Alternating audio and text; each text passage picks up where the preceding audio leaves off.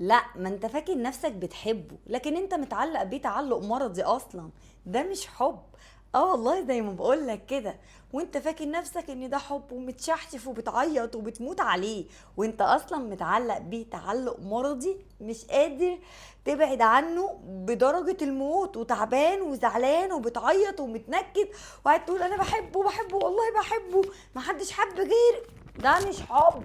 ده مش حب.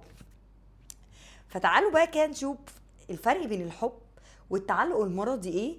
وقولي كده، ها وانت بتتفرج عليا، اكتر حاجة في علاقتك معاه الحب ولا التعلق المرضي؟ وانا اقول لك بتحبه والله مريض بيه ولازم تتعالج منه ومن اذاه اللي بيأذيهولك وبيوجعك وكسرك وانت ساكت. ايوه ساكت ومستحمل، مش عارفه ليه. قال ايه بحبه؟ تحبوش؟ تعلق بيه تعلق مرضي والله. حرام عليك نفسك. فوق. يلا تعالوا نشوف الفرق. تعالوا. الحب الصحي اللي المفروض يكون موجود اصلا بيكون فيه ايه؟ راحه، امان، مش خوف وقلق. خايف ان هو يسيبك، خايف يبعد عنك، خايف يخونك. ده مش حب، ده تعلق مرضي. انا مش بزعق لكم بس ده حقيقه. بتحب الشخص زي ما هو، مش بتحاول تغيره ولا هو بيحاول يغيرك. انت بتحبه بكل تفاصيله وهو بيحبك بكل تفاصيلك.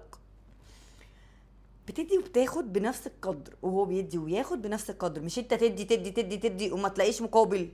ليه؟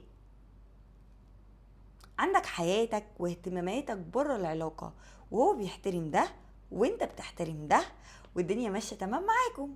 ده كده حب. وجوده بيضيف لحياتك مش بياخدها كلها. يعني مش وجوده بياخدك من الناس كلها ومن حياتك ومن شغلك ده كده مش حب. ها؟ فوق. طب التعلق المرضي بقى؟ اه. اه اللي احنا كلنا فيه، حسب الله ونعم الوكيل.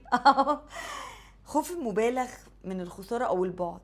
ده اللي انت حاسس بيه دلوقتي وانت بتتفرج على الفيديو ده. اقسم بالله انا حاسة بيك.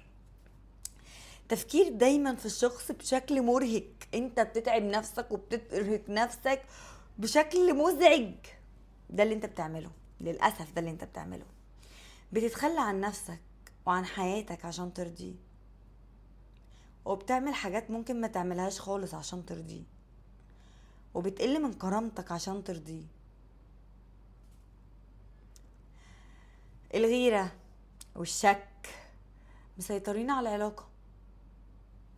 غيرتك او غيرته والشك بتخليكم متجننين.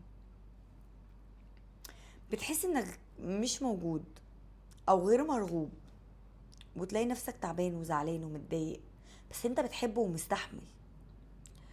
فانت شايف نفسك بقى في انهي نوع بجد؟ شايف نفسك في الحب الحقيقي ولا الحب المرضي؟ انا واثقه اللي اتفرج على الفيديو ده في حب مرضي. صح ولا غلط؟ خلص الكلام، سلام.